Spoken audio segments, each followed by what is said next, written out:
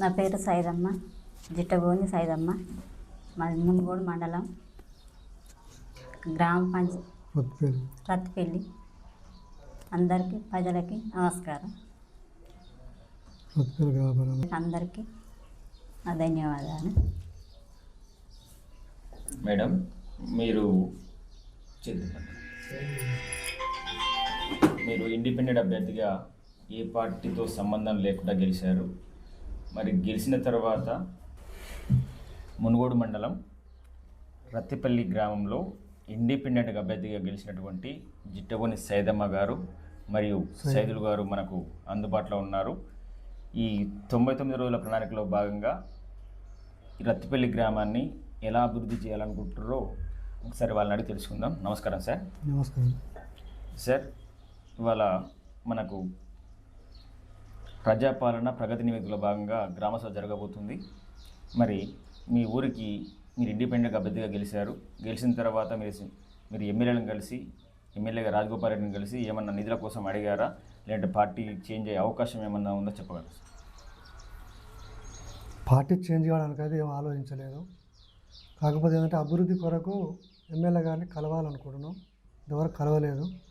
మా ఊళ్ళో అనేక డ్రైనేజీ, సీసీ రోడ్లు చాలా ఉన్నాయి చేయడానికి. అభివృద్ధి చేసుకోవడానికి ఒకసారి ఎమ్మెల్యే గారిని కలిసి మాట్లాడాలని అనుకుంటున్నాం. అదేవిధంగా మా రత్తిపల్లి గ్రామ ప్రజలు మా మీద పెట్టుకున్న నమ్మకాన్ని నిలబెట్టుకోవాలని చాలా వరకు ట్రై చేస్తున్నాం.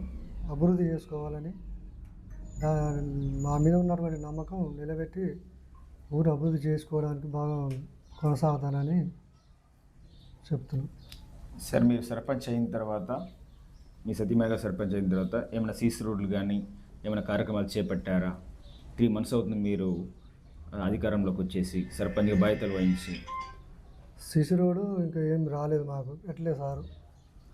ప్రతి ఊరికి 5 లక్షలు పెట్టిండు కానీ మా ఊరికి రాలేదు. ఒక మహిళా సంఘం బిల్డింగ్ ఒకటి పెట్టిండు. ఆ బిల్డింగ్ ఒకటి స్టార్ట్ చేసినాం, బేస్మెంట్ వరకు లేచింది. మిగతా వేరే అయితే పనులు అయితే ఏం రాలేదు. మరి డ్రైనేజ్ సమస్య బాగా ఉందని మీ ఊరి ప్రజలు చెప్తూ ఉన్నారు. మరి దానిపైన మీ స్పందన ఏంటి? మీరు ఏ విధంగా మరి ఎమ్మెల్యే గారికి అడిగి పోయి ఫండ్ అనేది తీసుకురాగలుగుతారు సార్? మీరు ఇండిపెండెంట్ అభ్యర్థి ఉన్నారు కాబట్టి సార్ని కలిసి మా ఊరు బాగోగులు కొరకు బాధలు చెప్పుకొని డ్రైనేజ్ సమస్య తీర్చాలని అనుకుంటున్నాను. అదేవిధంగా సార్, మీ ఊర్లో విద్య ఏ విధంగా ఉంది సార్? మీ ఊరికి ఎప్పుడు చూసినా కూడా ప్రైవేట్ స్కూల్ బస్సులు మునుగోడు నుంచి కానీ వేరే వేరే ఊళ్ళ నుంచి వస్తూ ఉన్నాయి.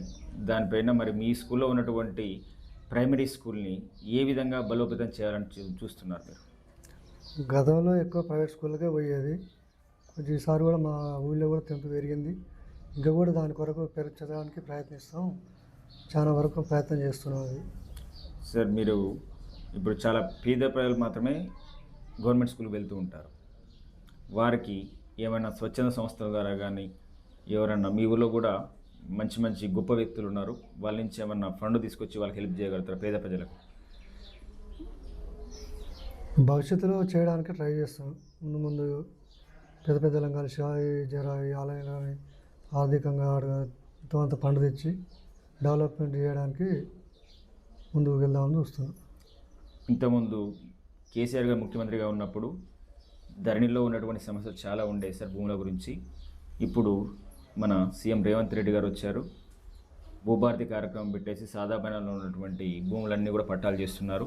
మీ దృష్టికి ఏమైనా మీ ప్రజలు వచ్చిర్రా మీ దగ్గరికి? మీరు ఏమన్నా దాన్ని ఏమన్నా లెక్కలో తీసుకుంటారా సార్? కొంతమంది మా దగ్గర కూడా వచ్చారు. అవి కూడా అయితేనే చేయమని చెప్పినాం. వాళ్ళకు కూడా సాదా కాగితాలు రాసుకొని చాలా ఇబ్బందులు పడుతారు కాబట్టి అవి కూడా చేస్తే మంచిదని చెప్పి అది కూడా జరుగుతుంది, మంచి పని అని చెప్పి భావిస్తున్నాం. సరే, thank you sir. Thank you very much. Thank you sir.